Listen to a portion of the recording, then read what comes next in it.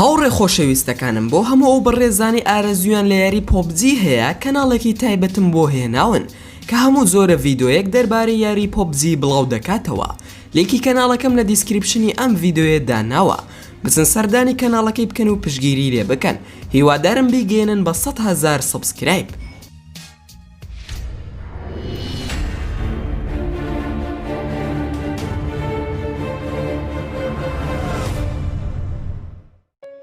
جوانترین و سیرترین 15 دیاردەی سروشتی لە هەسارەکەمان ژمارە نۆوەک ئەوەیە لە بەهەشتەوە هاتە بێت. سڵاوتان لێ بێ هەوڕێ خۆشەویستەکانم، خۆشحاڵم کە دووبارە لە ڤیدۆیەکی نوێدا گەڕامەوە لای ئێوەی ئازیز و خۆشەویست. ئەم جیهانە پڕە لە دیاردەی سەیر و سەمەرە، هەموو ڕۆژێک دیاردەی نوێ دەردەکەوێت لە ناوچە جیاوازەکانی جیهاندا و زۆرێک لەو دیاردانە مەحاڵە باوەڕیان پێ بکەی هەتا بە چاوەکانی خۆتان نەیبینن. لەم ڤیدۆیەدا باسی جوانترین و سیرترین 15 دیاردەی سروشتی هەسارەکەمان دەکەم. ئەگەر ئەم بابەتت بەلاوە گرینگە ئەوە دەتوانی تا کۆتایی ڤیدۆکە بینەربی، بەڵام سەرەتاوەکو چاکەیەک بۆ ماندووبوونمان نەک فرمانێک پاڵپشتیمان بکەن بەڵایکردنی ڤیدۆکە و لە بیرشی نەکەن. ئەگەر نوێن لە کەناڵەکەمان ئەوە هەر ئێستا سبسکرایبی کەناڵەکەمان بکەن و دڵنیاش بن لە کارەکردنی زەنگۆڵەی تەنیشی سبسکرایبەکە بۆ ئەوەی هەردەم نوێترین بابەت بگا بەدەستان. ئێستاش با دەست بە ڤیدۆکە بکەین.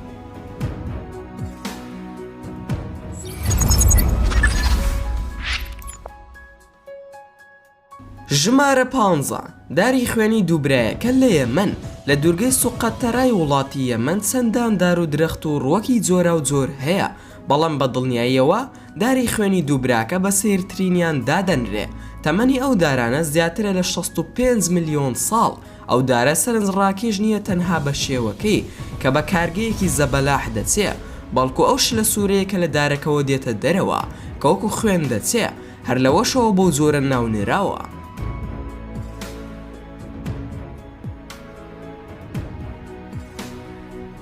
ژمارە 14 ئەشکەوتەکانی گلوگۆرمۆز لە نیوزلەندا.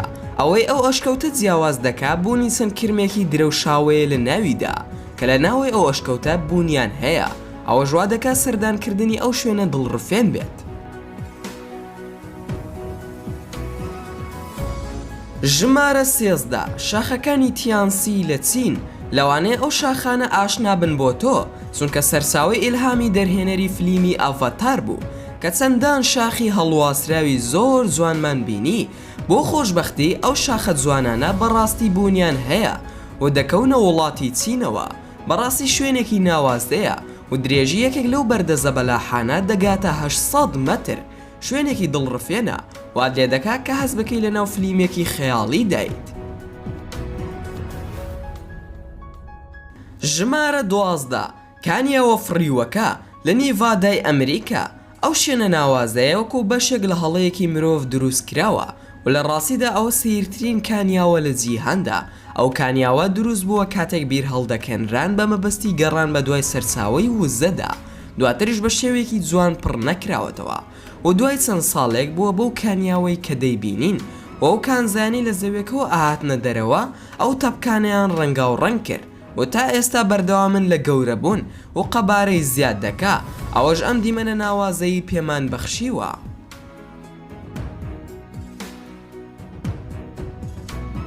ژمارە 11 بامۆکاڵی لە تورکیا. بە وەرگێڕانی ئەو ناوە بۆ زمانی کوردی واتە کۆشکی لۆکە. ئەو شوێنە سەرنجی جیهانی بۆ خۆی ڕاکێشاوە بەوەی کە چەندان چین دەردەدا لە بەردی کلسی بە شێوەیەکی سروشتی بە درێژای شاخەکە. ئەوە شێوەی بەفری پێدەبەخشێ لە کاتێکدا ئەو ناوچەیە کە شۆهەوایەکی مامناوەندی هەیە. جوانی ئەو شوێنە وای کردووە کە بخرێتە ناولیستی شوێنەواری کلتوری شارستانی لە ساڵی 1996. ژمارە 10 دەریاچەی بایکال لە رووسیا. ئەو ناوچەیە بە چاوی شینی سیبیریا دەناسرێت. ئەویش دەریاچەیەکی زۆر گەورەیە کە پێش 30 ملیۆن ساڵ پێک هاتووە و بە یەکێک لە کۆنترین دەریاچەکانی مێژوو دادەنرێ. ناوبانگی ئەو دەریاچەیە بۆ ئەوە دەگەڕێتەوە کە فراوانترین و قوڵترین دەریاچەیە لە جیهاندا. بە ئاو ڕەنگەشینە جوانەکەی خەڵک و گەشتیاران بۆ خۆی ڕادەکێشێ. ئەوە ژوای کردووە چەندان ئەفسانەی لەسەر دروست بکرێت وەک بوونی بوونەوەرێک لەوێ کە خەڵکی ناوچەکان ناوی دەهێنن بە ئاشتیهای سەرکردەی ئاو و دەنگۆکانی فڕینی بوونەوەرە ئاسمانیەکان لەسەری و ونبوونی کەشتی و تاقمەی کەشتیەکان بە تەواوەتی.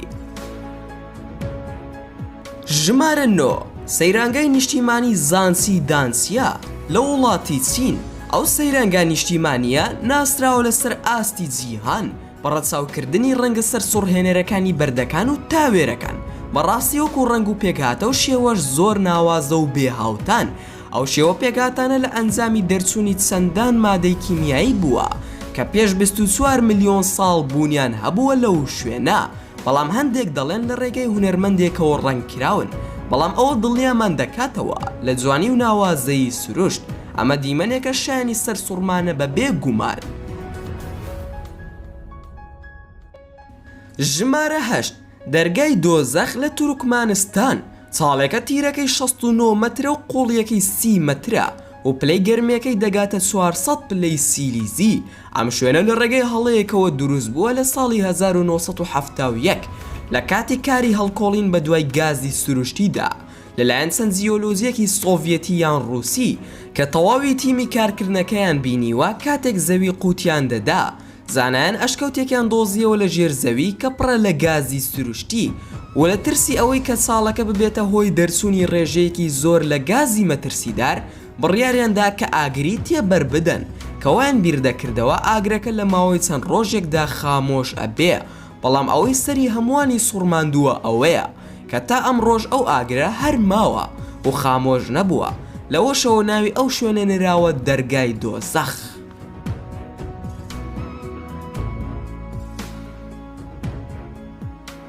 ژمارە 7 شاخی ڕۆڕۆ ئێمە لە ڤەنزوێلا. ئەو شاخە ناوازەی کە بەرزایەکەی دەگاتە 8,000 مەتر. یەکێکە لە زنجیرە شاخەکانی باکارڕایما لە ئەمریکای باشوور لە سنووری نێوان ڤەنزوێلا و بەرازیل و کویانە.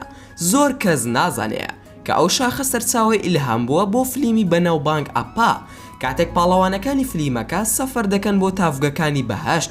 بۆ گەیشتن بەلووتکەی شاخەکە دەبێت ڕێگایەکی درێژ ببڕن بەڕابەرایەتی یەکێک لە خەڵکی ناوچەکە یان گەشتێک بەتایرە بۆ کەمکردنەوەی ماندووبوون و کات.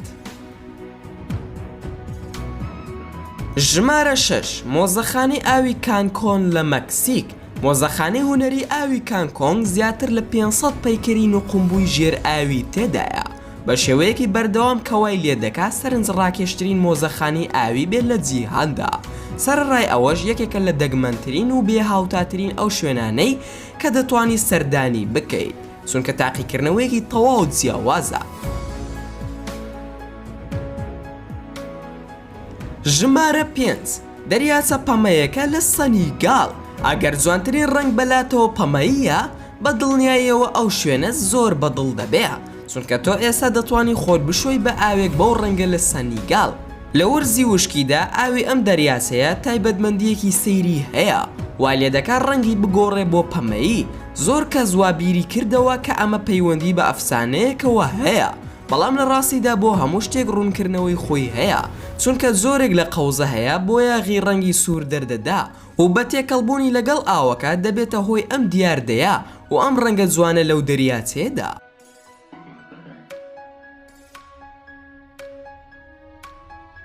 ژمارە 4 سالارادی ئیۆنی لە بۆلیڤیا. گەورەترین بیابانی خوێیە لە جیهاندا و هەروەها بەرزترینشە لە جیهاندا کە دەگاتە 3650 مەتر لەسەر ئاستی ڕووی دەریا. بە خەمڵێنراوی ئەو بیابانە نزیکەی 10 ملیار تەن لە خوێی تێدایە کە ساڵانە 25,000 تەنی لێ دەردەهێنرێ. لە وەرزی باراندا وەک ئاوێنەیەکی زەبەلاح دەردەکەوێ بۆ ئاسمان چونکە ئاوەکە لەسەر زەوی شێوەیەکی ئەوەندە ناوازەی هەیە ناتوانی بێزاربی لە وێنەگرتنی. ژمارە 3 دەریاچە پیرۆزەییەکە لە ئەندەنۆسیا. ئەم دەریاچەیە خاوەن جوانیەکی سەر سوڕهێنەرە و لە هەمان کاتدا مەترسیدارە. ئەو گەشتیارانەی سەرکێشی دەکەن بە سەرکەوتن بەسەر گرکانەکانی کاوای هین لە کۆتاییدا دەریاچەیەک دەدۆزنەوە بە ڕەنگی پیرۆزەیی و سەرڕای جوانی و ناوازەی شوێنی دەریاچەکە بە هیچ شێوەیە گونجاو نییە بۆ مەلەکردن چونکە ئەو ئاوە پڕە لە مادەی گۆگردی کەوای لێ دەکات ترشترین دەریاچەی جیهان بێ وە چێژوەرگرتن لە جوانی ئەو دەریاچەیە تەنها لە ماوەیەکی کاتیدا دەبێ چونکە هەڵی ماوی ئەم دەریاچەیە زۆر زیان بەخشە بە تەندروستی مرۆڤ.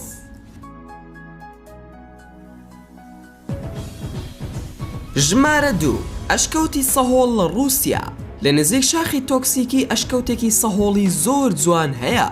بە درێژایی چەند ساڵێک ئەم ئەشکەوتە بە شێوەیەکی سروشتی دروست بووە بەهۆی هەڵقۆڵانی ئاو بۆ ناو کێڵگە بەفرێکان لە قۆڵایی گڕکانەکاندا کەوا لە شوێنەکە دەکا وەک ئەوە بێ لە هەسارەیەکی ترەوە هاتبێ. بێگومان ئەو ئەشکەوتە دیمەنێکی بێهاوتا و تایبەتی هەیە. ژمارە 1 دۆمینیا نایکا لە مەکسیک. ئەو کانگاوە لەسەر ئاسی جیهان ناسراوە بەهۆی پێکهاتەکانی شوشە زەبەلاحەکان لە ناویدا. دەکەوێتە ویلایەتی چیواوا بەڵام بەداخەوە نەکراوەتەوە بە ڕووی گشت خەڵکیدا چونکە پلەکانی گەرمە لە ناو کانگایەکەدا زۆر بەرزە. تەنانەت مەترسیدارە ئەگەر بۆ ماوەیەکی زۆر لە ناویدا بمێنیتەوە و بەهۆی مەترسیدارەکەی بە تەواوی پشکنینی بۆ نەکراوە. بەڵام بە دڵنیاییەوە حەزمان دەکرد زیاتر بزانین دەربارەی سروشتەکەی. سحری سروش ئەو شوێنە ناوازانی بە ئێمە بەخشیوە. ئێمەش دەبێت پارێزگاری لێ بکەین و پاک و خاوێنی ژینگەکەی بپارێزین. ئەمە بابەتی ئەمڕۆمان بوو. هیوادارم بە دڵتان بوو بێ و پێمان بڵێ لە کۆمنت کام شوێن بەلای تۆ سەرنج ڕاکێشترینیان بوو. و زۆر سوپاست دەکەم کە تا ئێستا بینەری ڤیدۆکەی من بووی. ئەگەر ڤیدۆکەمت بەدڵ بوو ئەوە هەر ئێستا لایکی ئەم ڤیدۆیم بۆ بکە و هەروەها شێریشی بکە لەگەڵ هاوڕەکانتدا و لە بیرشتان نەچێ. ئەگەر ئەتانەوێ هەمیشە بابەتی ناوازە لە کەناڵەکەی من ببینن ئەوە هەر ئێستا سەبسکرایبی کەناڵەکەم بکەن و هەروەها دڵنیاش بن لە کاراکردنی زەنگۆڵەی تەنیشتی سەبسکرایبەکە بۆ ئەوەی هەمیشە نوێترین بابەت بگا بەدەستان. و زۆر سوپاسان دەکەم ئەگەر هەر ڕخن و پێشنیارێکتان بۆ کەناڵەکەی من هەیە ئەوە لە کۆمنتی ئەم ڤیدۆیەدا بۆمی بنووسن هەتا بتوانم هەڵەکانم چاکەوە بکەم و پەرە بە کارەکانم بدەم. و دووبارە و سێبارە سوپاسان دەکەم کە تا ئێستا بینەری ڤیدۆکەی من بوون. تا ڤیدۆیەکی تر و تا کاتێکی تر هەر شاد و بەختەوەر بن و خواتان لەگەڵ بێت و ئامانەتی خوا بن.